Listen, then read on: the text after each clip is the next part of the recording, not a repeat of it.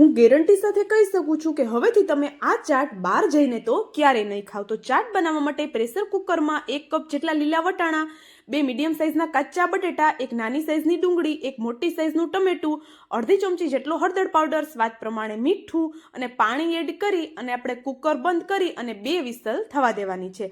આપણે કુકર ખોલી અને જોઈ લઈએ વટાણા થઈ ગયા છે કે નહીં। તો વટાણા સરસ એવા અહીંયા થઈ ગયા છે।